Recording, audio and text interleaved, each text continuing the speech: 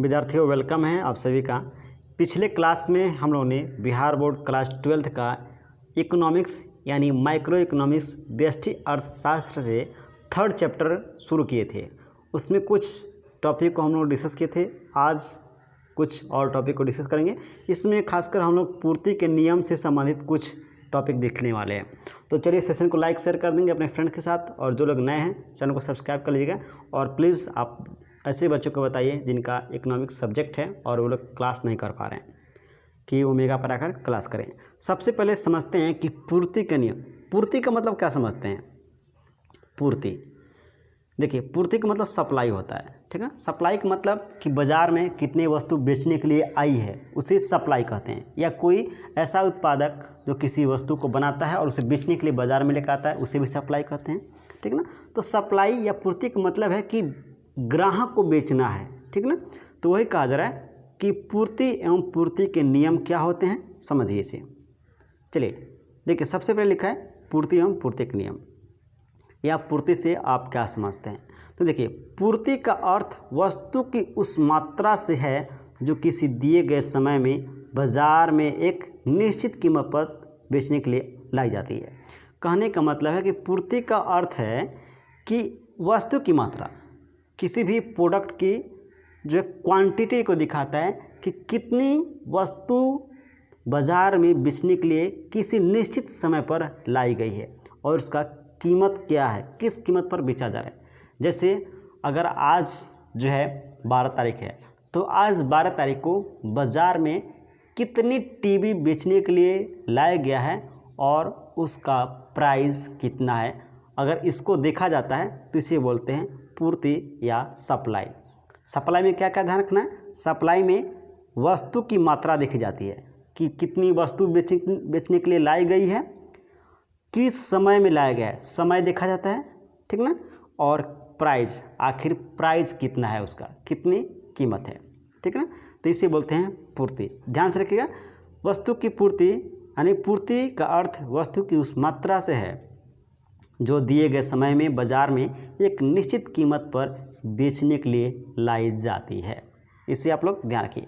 अब चलते हैं, दूसरा आपका पॉइंट है कि किसी वस्तु की पूर्ति को प्रभावित करने वाले कारक, यानी कौन कौन से ऐसे कारक हैं, फैक्टर हैं जो किसी भी प्रोडक्ट के जो है सप्लाई को इफ़ेक्ट करते हैं।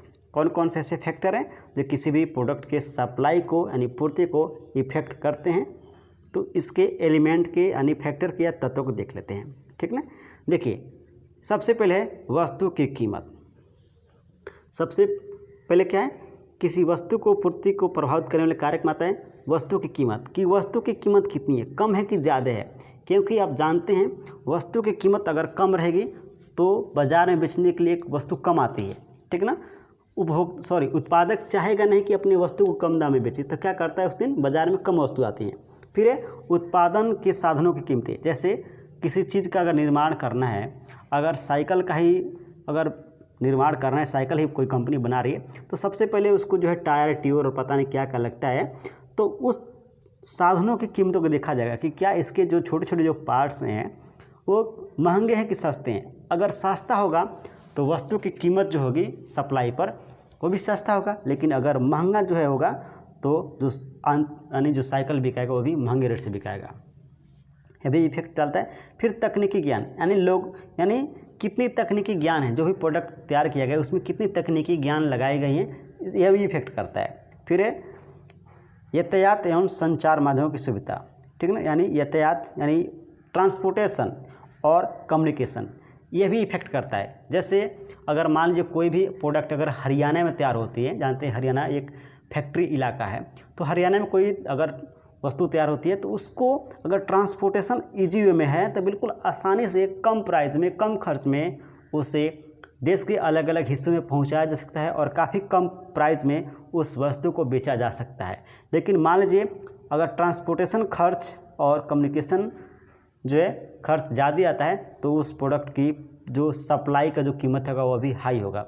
जैसे अगर मान लीजिए किसी शर्ट के उत्पादन में 200 रुपये लगता है, यानी किसी शर्ट को बनाने में 200 रुपये लग गया और ट्रांसपोर्टेशन और टोटल जोड़ के अगर 250 रुपये लगा तो टोटल हो सकता है कि आपको 300 रुपये में शॉर्ट बाज़ार से मिल जाए।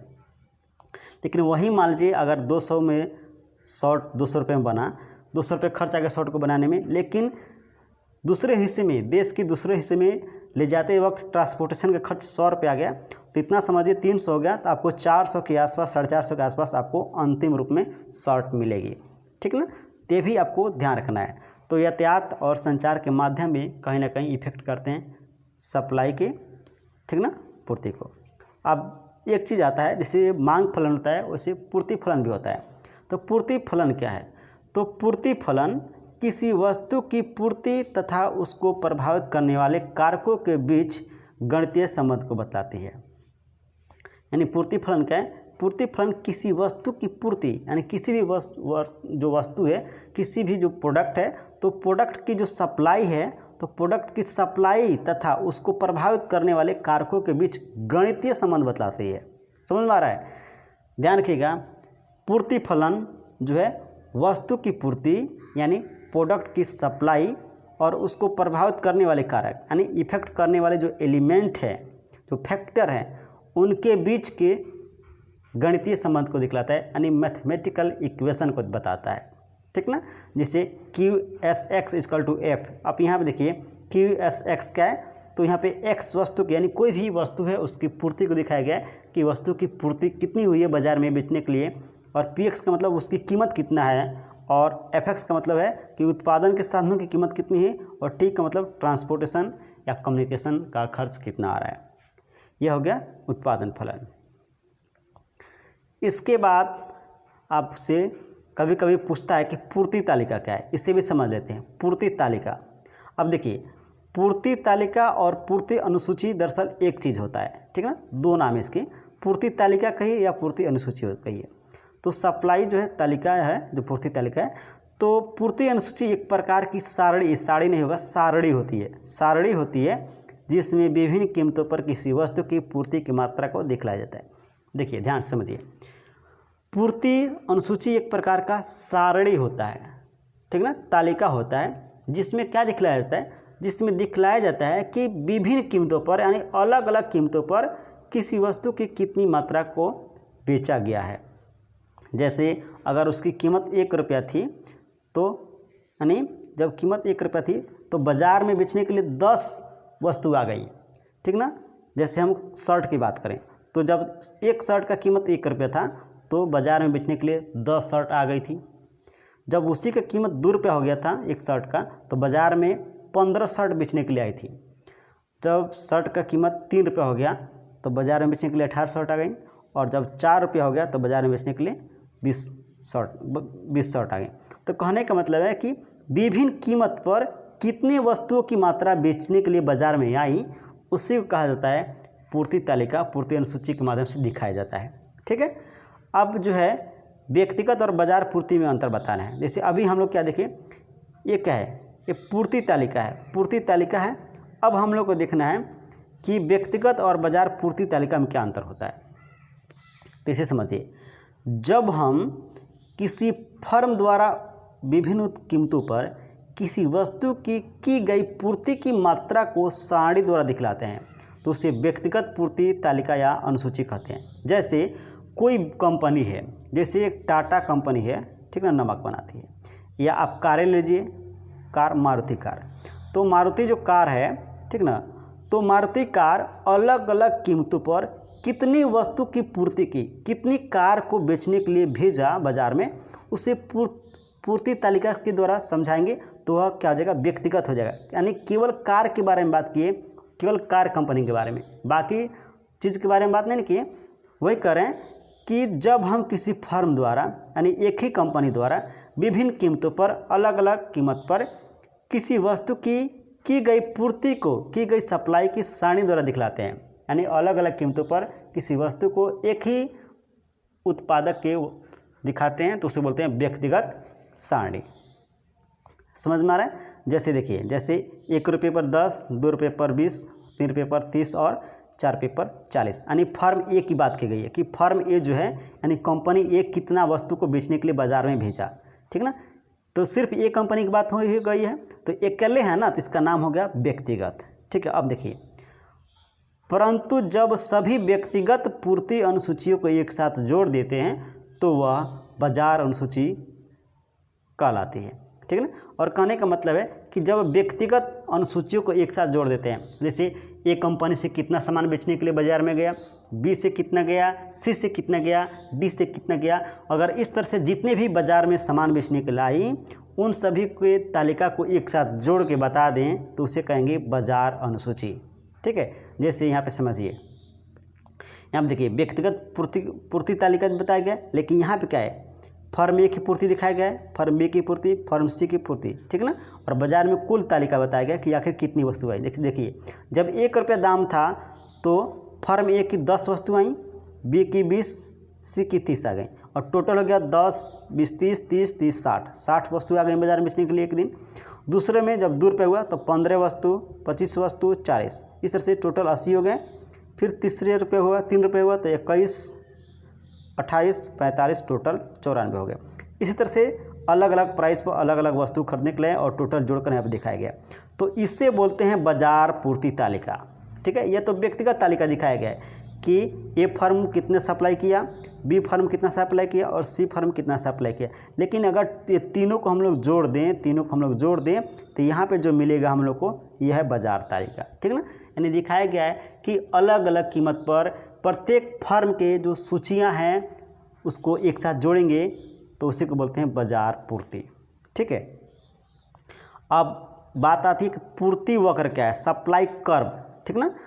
देखिए, पूर्ति वक्र किसी वस्तु की कीमत तथा उसकी की गई पूर्ति की मात्रा के बीच के संबंधों को रेखा चित्र द्वारा प्रदर्शित करता है। कहने का मतलब है कि पूर्ति वक्र, सप्लाई कर्व क्या करता है, कोई भी वस्तु का जो प्राइस है, किसी भी प्रोडक्ट का जो प्राइस है, ठीक ना, तो प्रोडक्ट की प्राइस और उसकी मात्रा के बीच के संबंध को बताता है। ध्यान रखना, पूर्ति वक्र यानी सप्लाई कर्व प्रोडक्ट की प्राइस और उसके सप्लाई के बीच के रिलेशन को जो है रेखा चित्र द्वारा दर्शाया जाता है। ठीक ना। जैसे देखिए, ये है कीमत और ये है पूर्ति। यहाँ पे कीमत दिखाया गया, यहाँ पे पूर्ति दिखाया, सप्लाई दिखाया गया, और यह है सप्लाई कर्व, सॉरी माफ़ी चाहूँगा, ये है सप्लाई कर्व यानी एस का मतलब सप्लाई। ठीक है ना। तो यहाँ पे सप्लाई कर्व दिखाया गया, इसे सप्लाई कर्व ऊपर से नीचे सेंटर की तरफ आता है। देखिए सेंटर की तरफ आ रहा है ना, इस सेंटर है।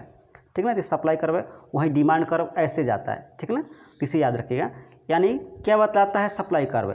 सप्लाई कर्व बताता है कि किसी वस्तु की कीमत और उसके पूर्ति की मात्रा के बीच, यानी किस कीमत पर कितनी वस्तु को बेचा गया है, अगर इसको हम लोग एक रेखा चित्र के माध्यम से दिखा दें तो इसी को बोलेंगे सप्लाई कर्व या पूर्ति वक्र। ठीक है। इसके बाद हम लोग पूर्ति के नियम से क्या समझते हैं। कभी कभी क्वेश्चन में पूछ लेता है कि पूर्ति के नियम से आप क्या समझते हैं। देखिए, इस नियम के अनुसार अन्य बातें समान रहने पर, इसे इन्वर्टेड कॉमा में लिखिएगा। ठीक ना। तो अन्य बातें समान रहने पर किसी वस्तु की कीमत बढ़ने से उसकी पूर्ति बढ़ती है तथा कीमत के घटने पर उसकी पूर्ति घटती है, अर्थात वस्तु की कीमत और उसकी पूर्ति में धनात्मक संबंध होता है। ध्यान रखिएगा, पूर्ति नियम क्या कहता है? पूर्ति का नियम कहता है सप्लाई, लॉ ऑफ सप्लाई क्या कहता है? कहता है कि जब किसी वस्तु की कीमत बढ़ेगा तो बाज़ार में अधिक वस्तु बेचने के लिए आएंगी। ठीक ना। यानी उसकी मात्रा भी बढ़ जाएगी, पूर्ति भी बढ़ जाएगी, सप्लाई भी बढ़ जाएगा। लेकिन उस वस्तु की अगर दाम घटेगा तो वस्तु बाज़ार में नहीं आएगी, यानी उसकी मात्रा भी कम हो जाएगा। ठीक है, समझ में आ रहा है? तो इसे बोलते हैं पूर्ति के नियम। समझ में आ रहा है? जैसे अगर आम का दाम अचानक बढ़ जाए, ठीक है, तो बहुत सारे बेचने वाले लोग आम बाज़ार में लेके आ जाएंगे, अरे चलो हम अपना आम तोड़ के ले चलते हैं, बाज़ार में बेच देंगे, ज़्यादा पैसा मिल जाएगा। लेकिन वहीं जैसे दाम घटेगा तो कहेंगे अरे यार 2-4 रुपये दाम चल रहा है, क्या कोई बेचने ले जाएगा, तो बाज़ार में लेकर नहीं आते हैं। ठीक ना। तो वही कहता है कि पूर्ति का नियम कहता है कि अगर वस्तु की कीमत बढ़ेगी तो उसका पूर्ति भी बढ़ेगा, कीमत घटेगी तो पूर्ति भी घटेगा। ठीक ना। इसे आप लोग ध्यान में रखिएगा। जैसे हम लोग यहाँ पे देखिए, यहाँ पे 1 रुपये जब कीमत था तो 10 वस्तु आई बाज़ार में बेचने के लिए, 2 रुपये में 20 वस्तु, 3 रुपये में 30 वस्तु और 40 रुपये में 4 रुपये में 40 वस्तु। ठीक है ना, यानी दिखा रहा है कि जैसे जैसे प्राइस बढ़ते गया है वैसे वैसे वस्तु की सप्लाई भी बाज़ार में बढ़ती गई। ठीक है, इसी रेखा चित्र द्वारा दिखाया गया। देखिए, जब पी प्राइस था तो यहाँ पे क्यू वस्तु को बेचा गया। ठीक है, यानी पी से क्यू तक, और जैसे प्राइस P1 हो गया, बढ़ गया, तो देखिए एक सप्लाई भी क्यू से Q1 हो गया। ठीक है, वैसे जब P2 हो गया तो सप्लाई भी Q2 हो गया। समझ में आ रहा है ना। चलिए, अब यहाँ पे आता है कि पूर्ति के नियम के अंतर्गत अन्य बातें समान रहने का क्या अर्थ है। जैसे बोले हैं ना कि अगर अन्य बातें समान रहे तो कीमत बढ़ने से पूर्ति बढ़ेगी, कीमत घटने से पूर्ति घटेगी। तो आखिर अन्य बातें समान रहने का मतलब क्या है, अर्थ क्या है, या इसे मान्यता भी कहते हैं, मान्यता। ठीक ना, तो आखिर ये मान्यता है क्या। तो देखिए, मान्यता है कि उत्पादन के साधनों की कीमतों में कोई परिवर्तन नहीं होनी चाहिए। यानी जिस साधन से किसी वस्तु का निर्माण हो रहा है, यानी साइकिल बनाने में जो भी पार्ट्स लग रहे हैं, उन पार्ट्स की कीमत में कोई परिवर्तन नहीं होना चाहिए। ठीक है ना। फिर दूसरा है, प्रतिस्थापन वस्तु की कीमतों में कोई परिवर्तन नहीं होना चाहिए। आप जानते हैं प्रतिस्थापन वस्तु, तो प्रतिस्थापन वस्तु की कीमतों में भी कोई परिवर्तन नहीं होना चाहिए। फिर दूसरा है, उत्पादन की तकनीकी में कोई परिवर्तन नहीं होना चाहिए और उत्पादक के उद्देश्य में कोई परिवर्तन नहीं होना चाहिए। अगर ये सभी कांस्टेंट है तो कीमत बढ़ने से पूर्ति बढ़ेगी और कीमत घटने से पूर्ति घटेगी। ठीक है, इतना समझ में आ रहा है। तो यह कुछ पॉइंट था जिसे आज हम लोग डिस्कस किए। नेक्स्ट क्लास में आगे की टॉपिक डिस्कस करेंगे और मेरा प्रयास रहेगा कि जल्दी जल्दी चैप्टर को ख़त्म किया जाए और सेकंड बुक को स्टार्ट किया जाए। ठीक ना, मैक्रो इकोनॉमिक्स। तो चलिए, 3rd चैप्टर चल रहा है। सेशन को लाइक शेयर कर देंगे। मिलेंगे अगले क्लास में, तब तक के लिए धन्यवाद।